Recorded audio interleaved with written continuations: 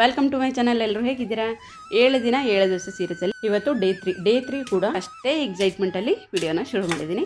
So ಇವತ್ತು ಮಾಡ್ತಾ ಇರುವಂತಹ ದೋಸೆ ಯಾವುದು ಅಂತ ಅಂದರೆ ಪ್ರೋಟೀನ್ ಪವರ್ ಪ್ಯಾಕ್ ದೋಸೆ ಅಂತ. ಈ ವಿಡಿಯೋನ ನೀವು ಎಂಡ್ವರೆಗೂ ನೋಡಿದ್ರೆ ನಿಮಗೆ ಗೊತ್ತಾಗುತ್ತೆ ಇದು ಎಷ್ಟು ಹೆಲ್ದಿ ಆಗಿರುವಂತಹ ರೆಸಿಪಿ ಅಂತ.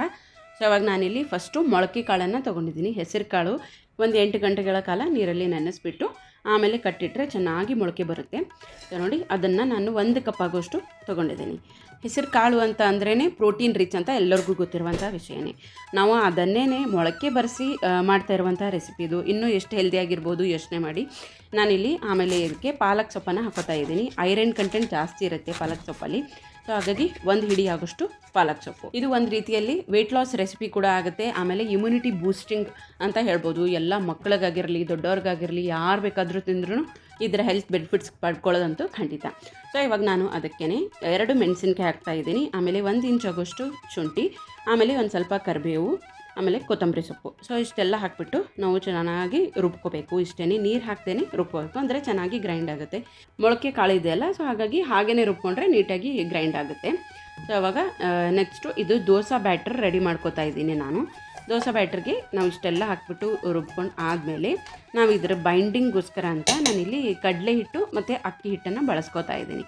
ನಾವು ಹಾಗೇ ಮಾಡ್ಕೋಬೋದು, ಬರೀ ಹೆಸರು ಕಾಳಿಂದನೇ ದೋಸೆನೂ ಮಾಡ್ಕೋಬೋದು. ಆದರೆ ನಾವು ಚೆನ್ನಾಗಿ ಕ್ರಿಸ್ಪಿಯಾಗಿ ಮಾಡ್ಕೋಬೇಕು ಅಂತ ಅಂದರೆ ನಾವು ಒಂದು ಸ್ವಲ್ಪ ಅಕ್ಕಿ ಹಿಟ್ಟು ಮತ್ತು ಕಡಲೆ ಹಿಟ್ಟನ್ನು ಸೇರಿಸಿದ್ರೆ ನೀಟಾಗಿ ದೋಸೆ ಬರುತ್ತೆ.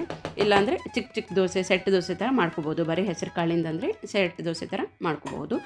ನೆಕ್ಸ್ಟು ನಾನಿಲ್ಲಿ 1 ಸ್ಪೂನ್ ಆಗೋಷ್ಟು ಉಪ್ಪನ್ನು ಹಾಕ್ಕೊಂಡಿದ್ದೀನಿ. ರುಚಿಗೆ ಎಷ್ಟು ಬೇಕೋ ಅಷ್ಟು ನೋಡಿಕೊಂಡು ಉಪ್ಪನ್ನು ಸೇರಿಸ್ಕೊಂಡು ಆಮೇಲೆ ಒಂದು ಸ್ವಲ್ಪನೇ ನೀರು ಹಾಕಿ ರುಬ್ಕೋಬೇಕು ಇದು. ಯಾಕಂದರೆ ಈ ದೋಸೆ ಬ್ಯಾಟ್ರ್ ಇದೆಯಲ್ಲ, ಹೆಸರು ಕಾಳಿನ ದೋಸೆ ಬ್ಯಾಟ್ರು ತುಂಬಾ ತೆಳುವಾಗಬಾರ್ದು, ನಾರ್ಮಲ್ ದೋಸೆ ಥರ ಆಗಬಾರ್ದು. ಒಂದು ಸ್ವಲ್ಪ ಗಟ್ಟಿ ಕನ್ಸಿಸ್ಟೆನ್ಸಿ ಇಲ್ಲಿದ್ರೇ ದೋಸೆ ಹಾಕ್ಕೊಳ್ಳೋಕ್ಕೆ ಚೆನ್ನಾಗಿ ಬರುತ್ತೆ.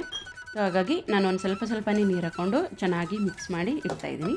ಸೊ ಇದು ಎಲ್ಲ ಚೆನ್ನಾಗಿ ನೀಟಾಗಿ ಮಿಕ್ಸ್ ಆಗಿದೆ. ಇವಾಗ 1-2 ನಿಮಿಷ ಸೈಡಿಗಿಟ್ಟು ಇಷ್ಟು ದೋಸೆ ಬ್ಯಾಟರ್ ರೆಡಿ ಆದಮೇಲೆ ನೀವು ಇಷ್ಟೇನೇ ದೋಸೆ ಮಾಡ್ಕೋಬಹುದು. ಇದು ಕೂಡ ತುಂಬಾ ಪ್ರೋಟೀನ್ ರಿಚ್ ಆಗಿರುತ್ತೆ. ಆದರೆ ನಾವಿವತ್ತು ಮಾಡ್ತಾ ಇರೋವಂಥ ರೆಸಿಪಿ ಪ್ರೋಟೀನ್ ಪವರ್ ಪ್ಯಾಕ್ ಅಂತ. ಸೊ ಹಾಗಾಗಿ ಇನ್ನೊಂದಷ್ಟು ಹೆಲ್ದಿಯಾಗಿರಲಿ ಅಂತ ಅನ್ನೋ ಕಾರಣಕ್ಕೆ ನಾನು ಒಳಗಡೆ ಒಂದು ಸ್ಟಫಿಂಗನ್ನು ರೆಡಿ ಮಾಡ್ಕೊತಾ ಇದ್ದೀನಿ. ಆ ಸ್ಟಫಿಂಗಿಗೆ ನಾನು ಈರುಳ್ಳಿಯನ್ನು ತೊಗೊಂಡಿದ್ದೀನಿ. ಆಮೇಲೆ ಟೊಮ್ಯಾಟೊ, ಕ್ಯಾಪ್ಸಿಕಮ್, ಕ್ಯಾರೆಟು, ನಿಮ್ಗೆ ಯಾವೆಲ್ಲ ತರಕಾರಿ ಇಷ್ಟನೋ ಎಲ್ಲ ತರಕಾರಿನೂ ಹಾಕೋಬೋದು.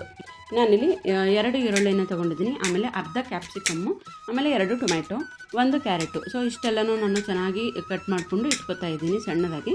ಬಟ್ ಕ್ಯಾರೆಟನ್ನು ಚೆನ್ನಾಗಿ ತುರಿದು ಇಟ್ಕೋತಾ ಇದ್ದೀನಿ. ಸೊ ಇವಾಗ ಇಷ್ಟೆಲ್ಲ ಕಟ್ ಮಾಡಿದ್ದಾದಮೇಲೆ ನಾವು ಸ್ಟಫಿಂಗ್ ರೆಡಿ ಮಾಡ್ಕೋಬೇಕು. ಈ ದೋಸೆನ ವೆಯ್ಟ್ ಲಾಸ್ಗೆ ಅಂತ ನೋಡೋರಾಗಿದ್ದರೆ ನೀವು ವಾರದಲ್ಲಿ 3 ದಿವಸ ಇದನ್ನು ತೊಗೊಂಡ್ರೆ ಖಂಡಿತವಾಗಿಯೂ ವೆಯ್ಟ್ ಲಾಸ್ ಆಗುತ್ತೆ. ಈ ಥರದ ದೋಸೆಗಳನ್ನು ಅಂದರೆ ಸ್ಟಫಿಂಗ್ ಇರುವಂಥ ದೋಸೆಗಳನ್ನ ಮಕ್ಕಳಿಗೂ ಕೂಡ ಲಂಚ್ ಬಾಕ್ಸಲ್ಲಿ ನಾವು ಆರಾಮಾಗಿ ಪ್ಯಾಕ್ ಮಾಡಿ ಕೊಡ್ಬೋದು. ಸೊ ನೆಕ್ಸ್ಟು ನಾನಿಲ್ಲಿ ಎಲ್ಲ ತರಕಾರಿ ಎಲ್ಲನೂ ಹೆಚ್ಚಿಟ್ಕೊಂಡಿದ್ದಾಗಿದೆ.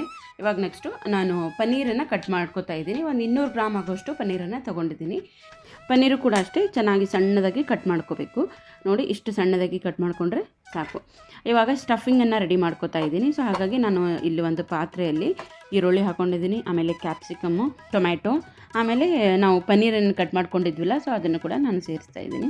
ಆಮೇಲೆ 1 ಕಪ್ ಆಗೋಷ್ಟು ಕ್ಯಾರೆಟನ್ನು ತುರಿದಿಟ್ಕೊಂಡಿದ್ದೆ, ಸೊ ಅದನ್ನು ಕೂಡ ಸೇರಿಸ್ತಾ ಇದ್ದೀನಿ. ಸೊ ನಾವು ಇದಕ್ಕೆ ಏನೆಲ್ಲ ಮಸಾಲ ಹಾಕ್ತಾ ಇದ್ದೀವಿ ಅಂತ ಅಂದರೆ ನಾನು ಫಸ್ಟು ಉಪ್ಪನ್ನು ಸೇರಿಸ್ಕೊಂಡೆ. ಆಮೇಲೆ ಒಂದು ಸ್ವಲ್ಪ ಕಾಳು ಮೆಣಸಿನ ಪುಡಿ ಒಂದು ಅರ್ಧ ಸ್ಪೂನ್ ಹಾಕೋಷ್ಟು, ಆಮೇಲೆ ಒಂದು ಅರ್ಧ ಸ್ಪೂನು ಚಿಲ್ಲಿ ಫ್ಲೇಕ್ಸ್ ಹಾಕ್ಕೊಂಡಿದ್ದೀನಿ. ಆಮೇಲೆ ನಾನು ಇದಕ್ಕೆ ಒಂದು ಸ್ವಲ್ಪ ಡಿಫ್ರೆಂಟಾಗಿರಲಿ ಟೇಸ್ಟ್ ಅಂತ ಅನ್ನೋ ಕಾರಣಕ್ಕೆ ಮಿಕ್ಸ್ಡ್ ಹರ್ಬ್ಸನ್ನು ಹಾಕ್ಕೊಂಡಿದ್ದೀನಿ. 1 ಸ್ಪೂನ್ ಆಗೋಷ್ಟು ಹಾಕ್ಕೊಂಡಿದ್ದೀನಿ ಅದನ್ನು. ಸೊ ಇದೆಲ್ಲನೂ ಒಂದು ಮಿಕ್ಸ್ ಮಾಡಿದ್ರೆ ನಮ್ಮ ಪವರ್ ಪ್ಯಾಕ್ ರೆಡಿ ಆಯಿತು. ಅದನ್ನು ಸೈಡಿಗಿಟ್ಟು ಇವಾಗ ಫಸ್ಟು ದೋಸೆ ಮಾಡ್ಕೊಳ್ಳೋಣ. ನಾವು ರೆಡಿ ಮಾಡಿಟ್ಟಿರುವಂತಹ ಬ್ಯಾಟ್ರ್ ಏನಿದೆಯಲ್ಲ ಅದನ್ನು ಡೈರೆಕ್ಟಾಗಿಯೇ ಹಾಕೋಬಹುದು. ಇದಕ್ಕೆ ಸೋಡಾ ಆಗಲಿ ಏನೂ ಹಾಕೋ ಅವಶ್ಯಕತೆ ಇಲ್ಲ. ಸೊ ಹಾಗೆಯೇ ದೋಸೆ ಬರುತ್ತೆ ಚೆನ್ನಾಗಿಯೇ. ಇವಾಗ ನಾನು 1-2 ಸ್ಪೂನ್ ಆಗೋಷ್ಟು ದೋಸೆ ಹಿಟ್ಟನ್ನು ಹಾಕ್ಕೊಂಡು ಚೆನ್ನಾಗಿ ಸ್ಪ್ರೆಡ್ ಮಾಡ್ತಾಯಿದ್ದೀನಿ. ನಿಮ್ಗೆ ಎಷ್ಟು ಬೇಕೋ ಅಷ್ಟು ದೊಡ್ಡ ದೋಸೆಯನ್ನು ಹಾಕೋಬೋದು. ಇದು ಕೂಡ ಚೆನ್ನಾಗಿಯೇ ಹೇಳುತ್ತೆ ದೋಸೆ. ಸೊ ಇವಾಗ ನಾನು ಒಂದು ಸ್ವಲ್ಪ ಮೇಲೆ ಬೆಣ್ಣೆಯನ್ನು ಸವರ್ತಾ ಇದ್ದೀನಿ. ನೀವು ತುಪ್ಪ ಬೇಕಾದ್ರೆ ಹಾಕೋಬಹುದು. ಆಮೇಲೆ ನಾವು ರೆಡಿ ಮಾಡಿಟ್ಟಿರುವಂಥ ಸ್ಟಫಿಂಗನ್ನು ಇವಾಗ ಹಾಕ್ತಾಯಿದ್ದೀನಿ. ನಾವು ಇದೆಲ್ಲ ಸ್ಟಫಿಂಗು ಹಸಿಯಾಗಿಯೇ ಹಾಕಿದ್ವಿ. ಇದನ್ನು ನಾವು ಏನೂ ರೋಸ್ಟ್ ಮಾಡ್ಕೊಂಡಿಲ್ಲ ಅಲ್ಲ. ಸೊ ಹಾಗಾಗಿ ಇದ್ರ ಮೇಲೆ ಹಾಕಿ ಚೆನ್ನಾಗಿ ಪ್ರೆಸ್ ಮಾಡಬೇಕು. ಅಂದಾಗ ಚೆನ್ನಾಗಿ ಬೇಯುತ್ತೆ ಇದು ಅದರ ದೋಸೆ ಮೇಲ್ಗಡೆನೆ.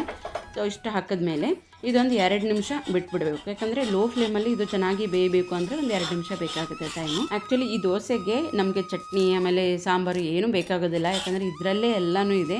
ಇದೇ ದೋಸೆ ಬ್ಯಾಟ್ರಲ್ಲೇ ಇನ್ನೊಂದು ರೀತಿಯಾಗಿ ದೋಸೆ ಮಾಡ್ಕೋಬಹುದು.